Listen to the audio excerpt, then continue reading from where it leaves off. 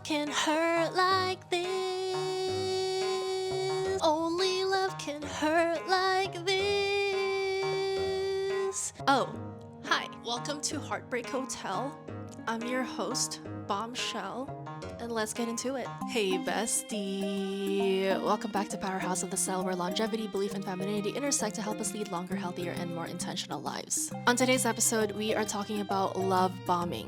What it is, what it does to your body, the signs that you may be in the process of being love bombed, and ultimately how to avoid being love bombed. Now, a few disclaimers for today's class. Everything we're talking about today is descriptive and some prescriptive, but during the prescriptive parts where I tell you like this is how you may avoid being love bombed, during those parts I want us all to keep in mind that any and all strategies that we try to implement only decreases the chances of this thing happening, all these bad things happening.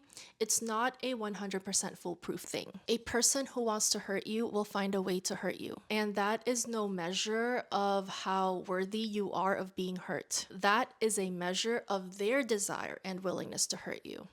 Okay? You are not a better or worse woman for being love bombed or avoiding love bombing. A person who wants to hurt you will do their best to hurt you, point blank, period. So we are going to give ourselves and other women a lot of grace in today's class, but at the end of the day, we are going to be observing patterns and connecting the dots and strategizing a better way for us to move in the world so that hopefully we can all have better outcomes. And we are going to do that by discussing how love and falling in love affects the female body and how love bombers hijack this process of falling in love to fool women into thinking that this is true love that may result in a healthy and respectful relationship, and the ways that we can combat that by being more in touch with ourselves and engaging in certain behavior that will give us more clarity to discern love bombers from people who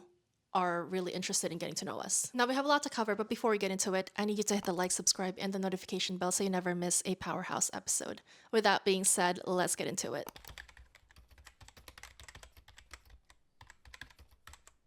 I feel like love bombing is on everyone's minds right now because of what happened to this one big influencer who is undergoing her own controversy right now with regards to her partner cheating on her.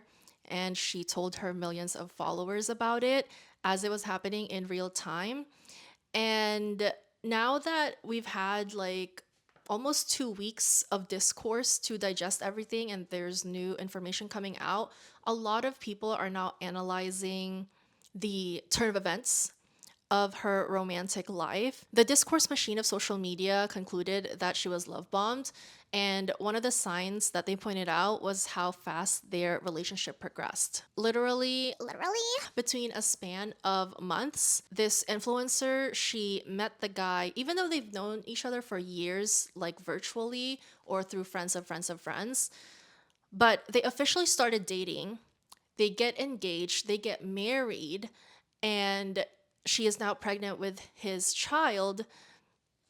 It all happened within the span of months. So the discourse machine of social media concluded that she was love bombed, and that's why she let her guard down. That's why she moved so fast with him. And there's all these think pieces, essays, video essays, compilations of the things that she said when describing her relationship, and it does point to love bombing. I could also see why it may look like she was love bombed. I saw this meme and it said, "I fear love bombing will work on me because I think it's normal." Tell me why I was like, yeah, me too. I do fear that love bombing will work on me because I would think it's normal. But then it wouldn't work on me that long, because the thing about love bombing is that it's too much, too fast, too soon. So it would only work for like a couple days. And then when it starts to wane, when the pullback starts to happen, see, that's the thing with love bombing. There's always a pullback moment. When that pull back, push and pull kind of starts happening, that's an ick. So I do fear that love bombing will work on me, but only for a little bit. Because once the pullback starts happening, you get the ick. And I'm not saying I'm immune to everything. I feel like whenever people talk about influencers who give comments about dating and this and that, it's like you have to be a perfect person. And I'm like, the vibe is support group because we're all in this together. It's support group vibes. We're just like every other girl. Like, we're all in this together. And breaking down the barriers of you and me and others, like breaking down that barrier. I feel like we've done so many classes as well on there's no difference between this kind of woman and that kind of woman. Like, we're all women at the end of the day, point blank, period. And I feel like we just need to keep that in the back of our heads whenever we talk about love bombing or bad things happening to other women. Like, it could very well happen to any of us. Like, none of us is immune. And as much as we'd like to think that we are immune, we're going to get into the science as to why that probably isn't true. No one is immune, no one is safe, and I'm going to explain why that is according to science. But first, what even is love bombing? According to the Cleveland Clinic, love bombing is a form of psychological and emotional harmful behavior that involves a person going above and beyond for you in an effort to manipulate you into a relationship with them. It looks different for every person, but it usually involves some form of excessive flattery and praise, over communication of their feelings for you, showering you with unneeded or unwanted gifts, early and intense talks about your future together. Now, what makes love bombing so insidious is that it feels good at first. It mimics the natural emotional high of falling in love, which is why many women don't recognize it as manipulation until it's too late. The attention, validation, and physical affection trigger powerful neurochemical responses, dopamine, oxytocin, adrenaline, that bonds you to the person, even if they haven't earned your trust. But the goal of the love bomber isn't connection, it's control. They create dependency so that when the affection fades or shifts into gaslighting or emotional withdrawal, you're left confused, craving the high, and more likely to excuse their behavior just to feel loved again. In short, love bombing isn't love. It's weaponized affection. And one of the most shocking things about this is that the body undergoes so many biochemical changes during the early phase of attraction, the falling in love phase, and love bombers capitalize on this falling in love early attraction phase, essentially hijacking women's bodies to make them think that they're falling in love when in reality they are being love bombed and set up for failure. And they are so good at doing this that it is so difficult to discern between true love or love bombing. And that's because your brain mimics mental illness when you fall in love. Love is literally madness. Long before we had the tools to measure our biochemical signals in our bodies, we have seen portrayals of love as madness in literature. From Romeo and Juliet, teenagers dying so that they would never be separated, to Lydia Bennet in Pride and Prejudice. So here's the tea on Lydia. Get ready with me to run away. I know I just met Mr. Wickham like 2 weeks ago, but he is just so dreamy and he's so obsessed with me. He's been writing me letters and writing me poetry and just telling me that I'm so pretty, like I'm the prettiest out of all my sisters. And I'm like, how could you not fall in love with that? And he said that like he is so obsessed with me that he doesn't even want to wait for marriage. Like he just wants us to start our life together. Like, isn't that so sweet? Like, he couldn't even wait to ask for my hand in marriage and prove to my family that he's worthy of me. Like, I just already know he's worthy of me. He already has my heart. Anyway, I'm getting ready to run away and I want to look good doing it. You know, I put on my nails from I Love Isla. Like, do you see that? It's the ruby cat eye, but it's also kind of like candy apple red. And it just reminds me of when he told me that I'm the apple of his eye. And these are the most comfortable press-ons. I'm packing a bunch of these because I just don't know when I'm gonna be back again, so it's just better to be safe than sorry. And Mr. Wickham says that he's gonna marry me like after we run away. He just cannot wait for marriage like that. Like, he's just so obsessed with me, and like, who am I to get in the way of that? Yeah, so oh, that's Mr. Wickham, and he's knocking on my window because I have to jump out of it so that we can run away. Anyway, wish me luck. Bye. Be the apple of your own eye. Go to iloveellashop.com and use code SPRING10 to get 10% off your order. That's iloveellashop.com and use code SPRING10 to get 10% off your order. Now back to the topic.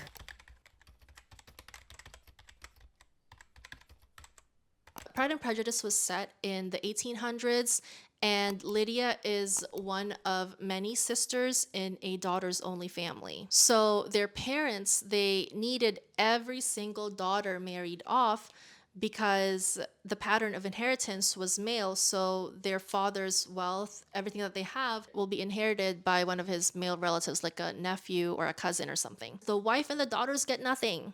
Okay, so it was important for every single daughter to be married off because they don't have a son who will inherit everything and then take care of the mother and the daughters. So it's a very stressful situation for everyone. And then Mr. Wickham comes along and seduces Lydia Bennet, one of the sisters, and he basically love bombs her. Flattery, future faking, come run away with me.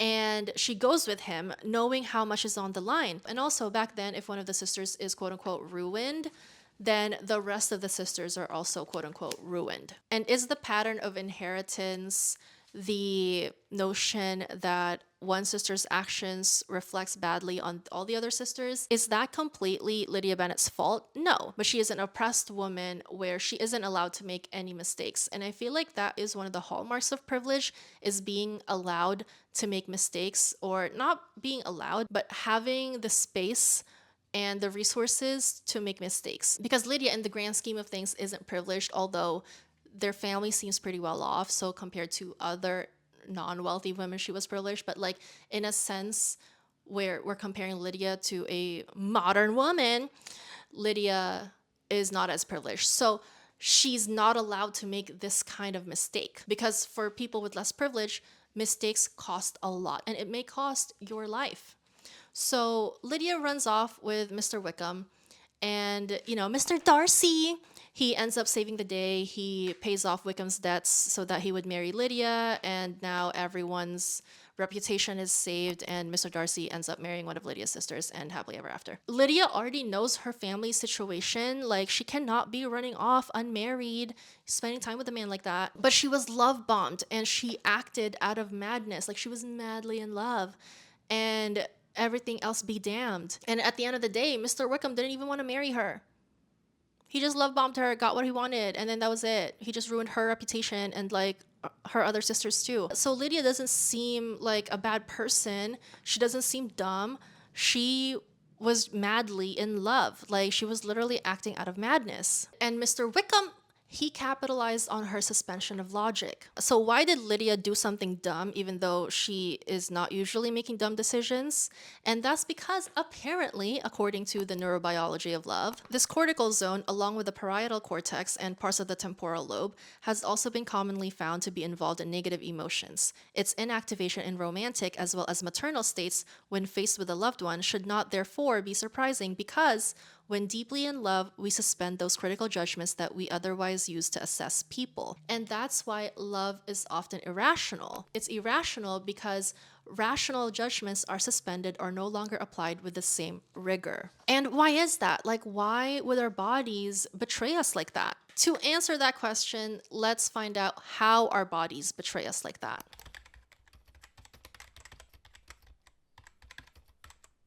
Falling in love doesn't just change your mood, it changes your brain chemistry. The early stages of attraction trigger a flood of neurochemicals that make you feel euphoric, connected, and emotionally high. Love bombers leverage this biochemical storm to fast-track intimacy and gain control.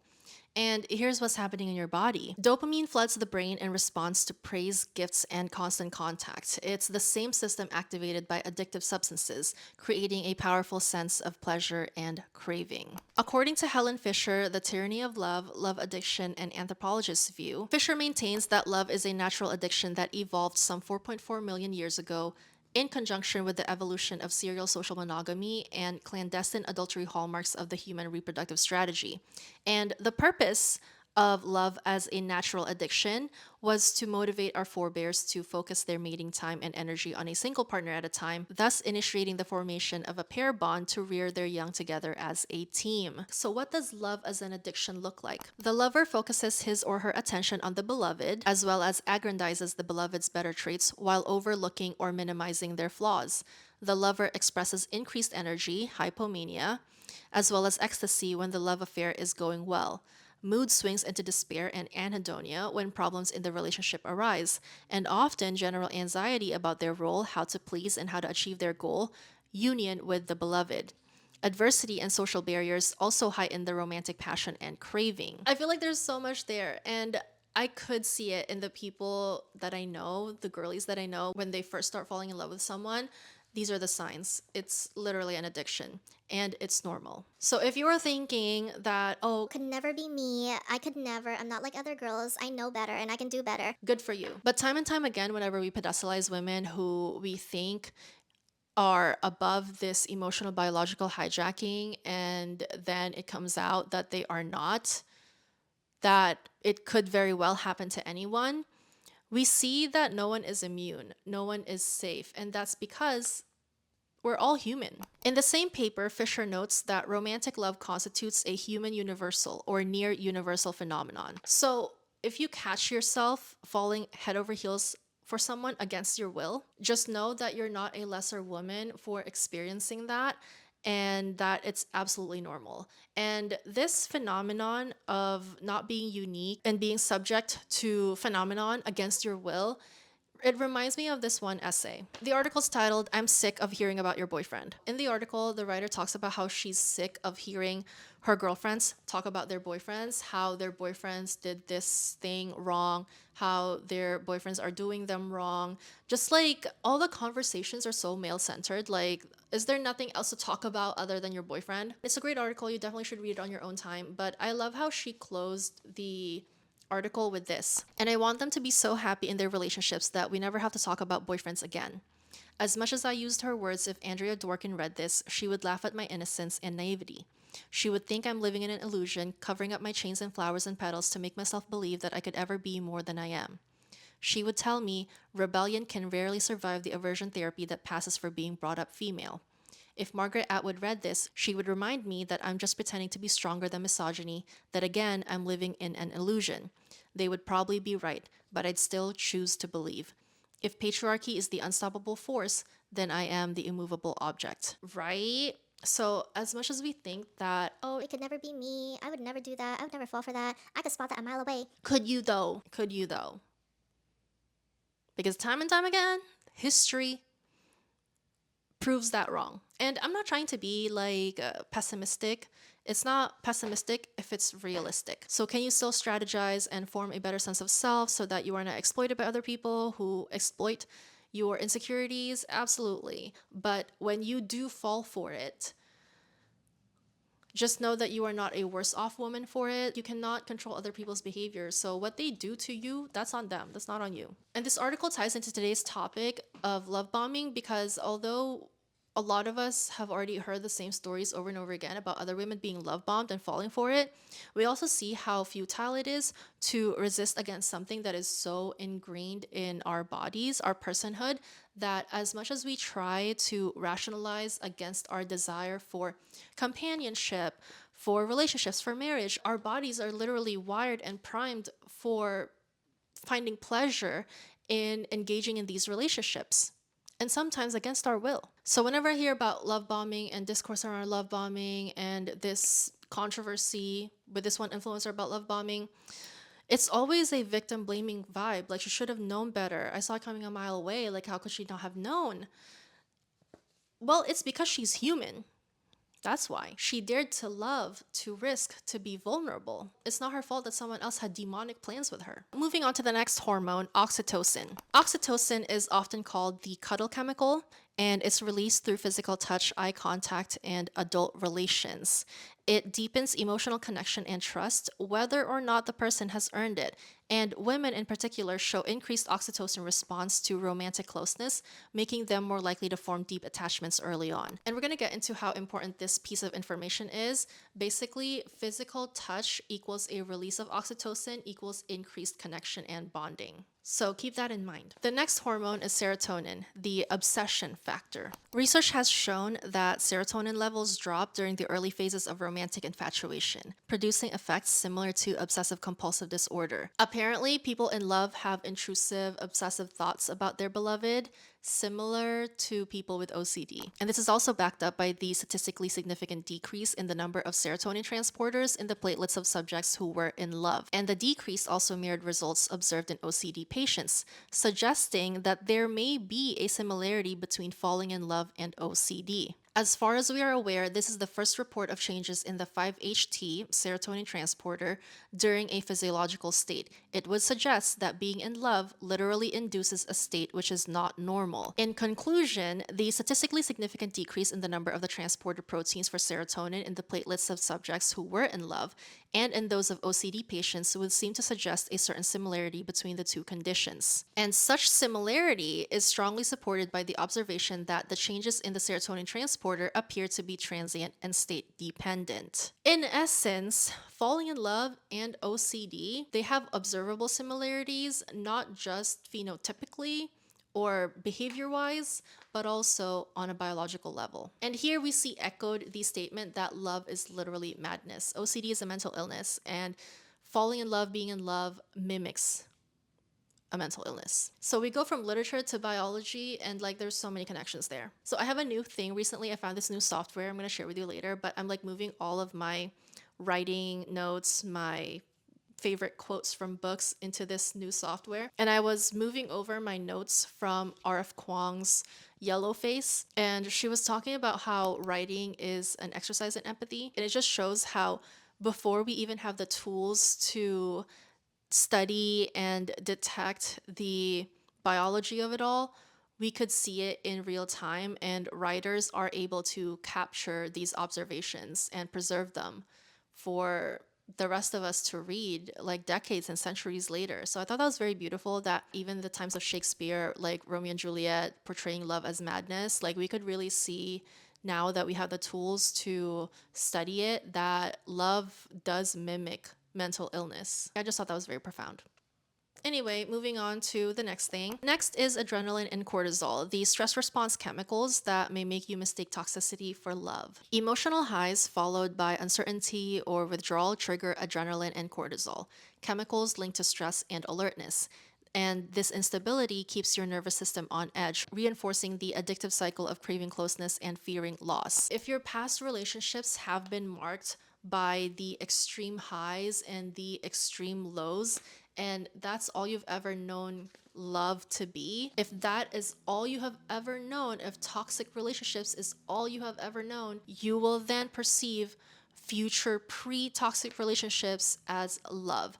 And actually, you might be perceiving stable, healthy relationships as boring. So we're going to get into this later, like how to take advantage of this knowledge that your stress response system is getting activated in certain relationships, and how you can prime your body to pay attention to that and to reject any relationships that trigger that stress response. And I want to be clear that the biochemical changes that we are talking about, this happens in the normal falling in love early attraction phase. But these are also the same things that are happening in the love bombing phase.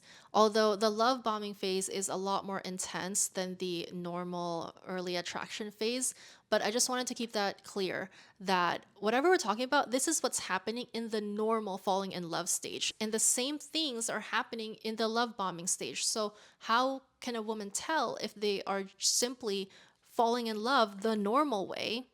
And normal is defined here as something that happens to a majority of people. So how do you know if you are falling in love the normal way and not the love bombing way? And you can tell that by the outcomes.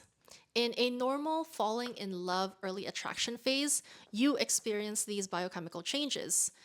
But the outcome is that you develop a healthy, stable, respectful relationship with someone. And I'm really deep into figuring out the science of love, and I came across this article by Tabori Onojigofia Tabori and their 2020 paper titled Towards a Comprehensive Theory of Love, the Quadruple Theory. And the Quadruple Theory presents that attraction, connection, trust, and respect are what constitutes romantic love. So if you are going to have a relationship and it has all four of that, that is true love. That's not love bombing.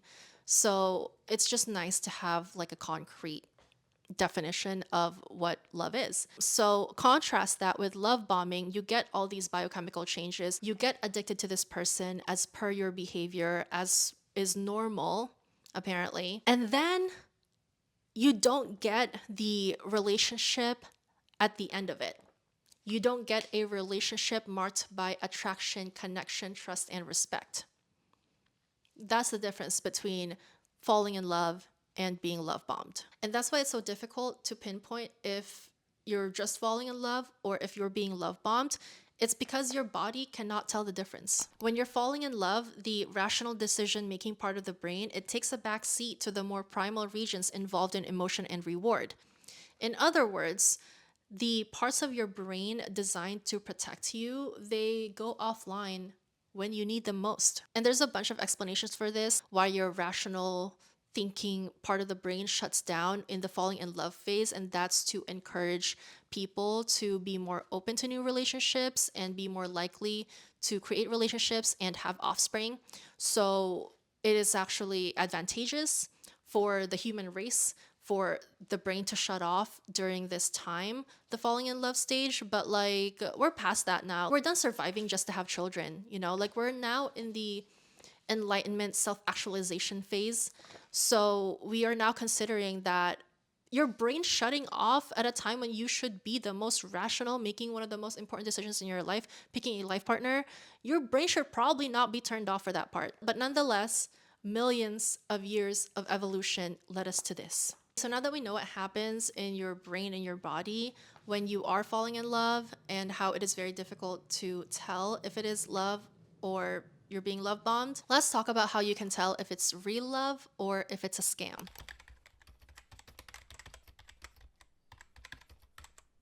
And like I said, as a caveat, there is no 100% foolproof way of doing these things.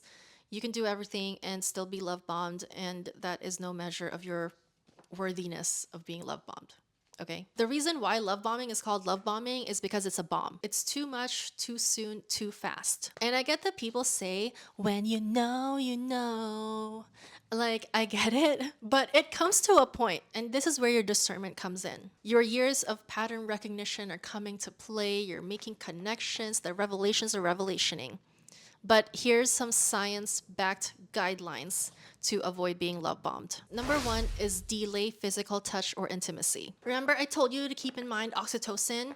So basically, oxytocin is released when you are touched by others. We're talking hugs, cuddling, adult relations, breastfeeding. Like, other humans touching you causes you to release oxytocin, and it actually feels good. And when you release that oxytocin, it increases your emotional bond and connection with others. And although that is good and well, unfortunately, love bombers capitalize on this.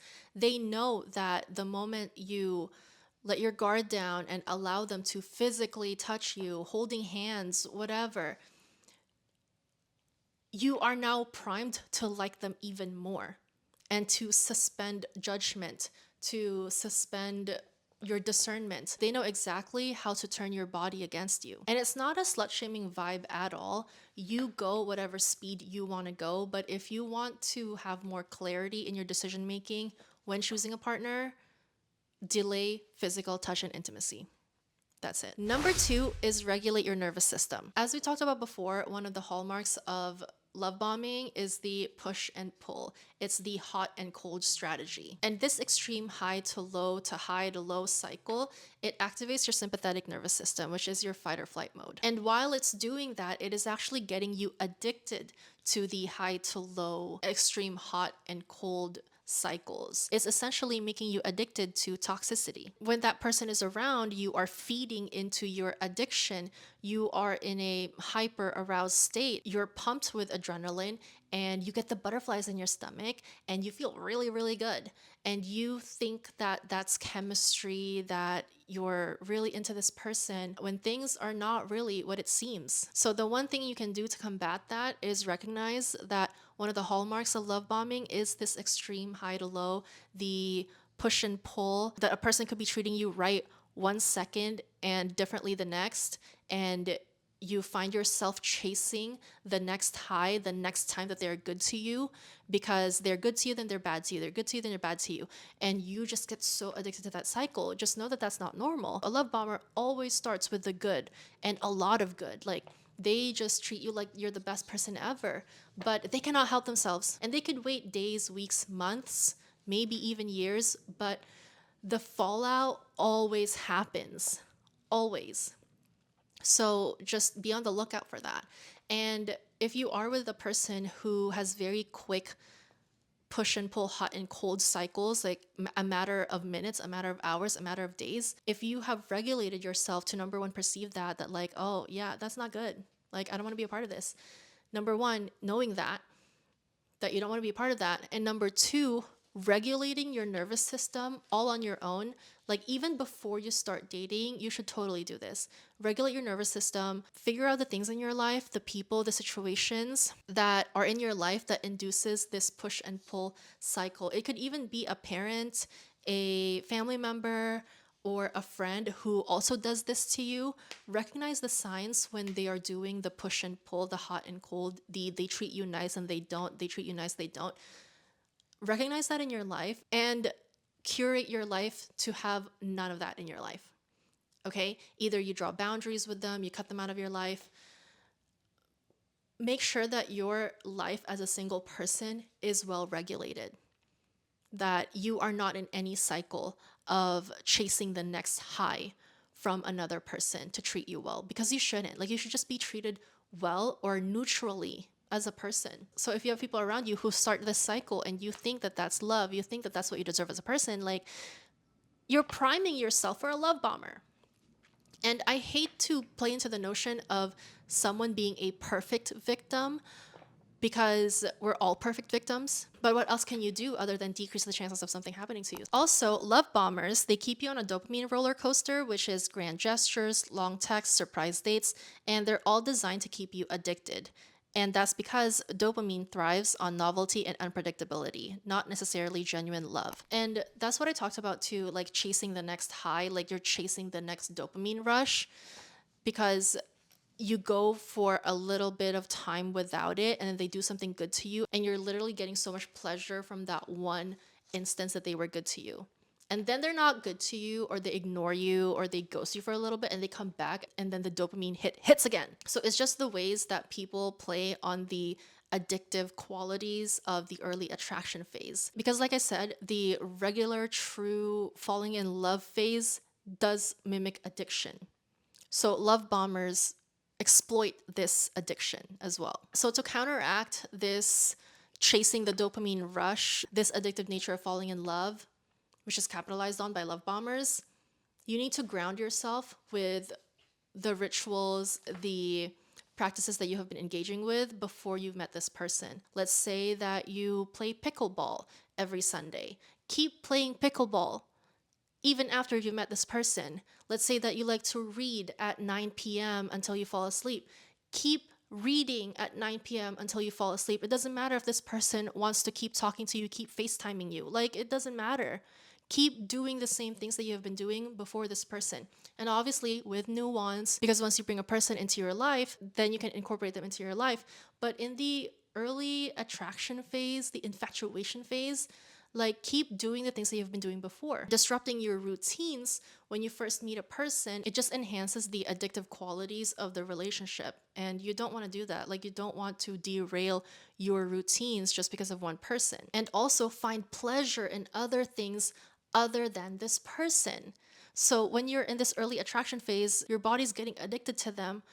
And if you let go of all the other things that you were doing, all the other things that you were finding pleasure from, you are now using this one person as your source of dopamine. So when you first meet a person, according to science, you need to find other sources of pleasure, not just this one person. And the notion that we become addicted to people when we fall in love, it's also reflected in how people who are in love behave when their beloved rejects them or ignores them, or they break up. In Helen Fisher's The Tyranny of Love, Fisher writes, "The lover suffers when apart from the beloved, separation anxiety, as well as expressing one or more sympathetic nervous system reactions when with the beloved, including sweating, stammering, butterflies in the stomach, a pounding heart, and or difficulty eating or sleeping.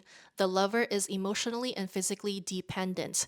They also distort reality, change their priorities and daily habits to accommodate the beloved, experience personality changes, affect disturbance, and sometimes do inappropriate or dangerous things to remain in contact with or impress the special other." And this is also why ending a relationship can feel like physical pain. And that's because you are literally addicted to this person. This person is a substance to you. And when this person is no longer with you, you are going through withdrawals. And you can feel that not just emotionally, but physically. Like people literally get sick from breakups. And older people, they die when their partner breaks up with them or most likely dies as well. So when a partner dies, the chances of their partner dying is also so much higher. So people can actually experience physical pain from a breakup, and that's because they are essentially addicted to that person. That person has become their sole source of dopamine, of pleasure. So when that person is no longer, you can no longer feel pleasure in your life. And that's predictable because the source of your pleasure is now gone. So even in the early attraction phase, the long-term relationship phase, you get married, you have kids, everything, you cannot pin your whole happiness on one person. They are but one part of your life. It's a very important part of your life, but it is not your whole life. So this notion that your life as a single person, as a person period, is important and that you're not going to disrupt your whole routine just for one person, it signals to yourself that you're worth that you're important. The things that you find pleasure in are important. The people that you spend time with are important. That you yourself are important, period. So there's not just biological benefits to this, there's also emotional benefits to this. With regards to dopamine and balancing your nervous system when dating, especially in the early attraction phase, you can also ask yourself, are you experiencing extreme highs or lows during this stage? Do things get really good or really bad? Are you fighting against all odds to be with this person? Is everyone else against you? Is it you and him against the world? Because unfortunately, if those are true, that's a sign that it could possibly be a love bombing situation. And like I said, if you have never experienced a calm, stable love, you may mistake toxicity for love. So it is very, very crucial that you regulate your nervous system, that you show yourself calm, stable love yourself like that before you even pursue a relationship. And once you do start pursuing relationships, always prioritize yourself and do not disrupt the things that brought you peace in the first place. Number 3 is to engage the rational part of your brain. Like we said earlier, when you are just in the falling in love early attraction phase, your prefrontal cortex, the rational part of your brain, essentially shuts down. So here's one thing to combat that. I will always stand by this: journal. Even unrelated to dating or anything at all, journal. Keep a journal. And it doesn't have to be on a computer. You could write it down, like write down your feelings. Like really, writing opens up your world and helps you articulate things that are happening in your life and also record the things that are happening in your life. When you first start a relationship, it's always helpful to journal everything. Your first date, what happened at that first date, how you felt, what you thought was interesting about him, things that you like about him, things that you're unsure of about him. Keep a dated timeline of what is happening at every stage. Because if you are falling in love with this person, the rational parts of your brain may not be running at full speed. You may be succumbing to the normal human process of increasing vulnerability and openness to facilitate relationships so that you can have offspring. So to combat that, you can look back at everything that you wrote in your journal and see, like, this happened then, this happened then. Is it going too fast? Is it too much? And it just keeps it objective. And also ask yourself these questions. Are you physically, financially, emotionally, spiritually better off with this person? Or are you worse off? Or is everything just the same? Literally, give yourself a mini physical. Look at your bank accounts, your credit card statements, your savings accounts, your investments. Look at your calendar. Have you been seeing your friends? Look at all of these objective measures of how you are going about your life and see, are you better off with this person or are you worse off? And also, don't ever hesitate to get a second opinion. Go talk to your friends, your family, your therapist. Ask them what they think about this person.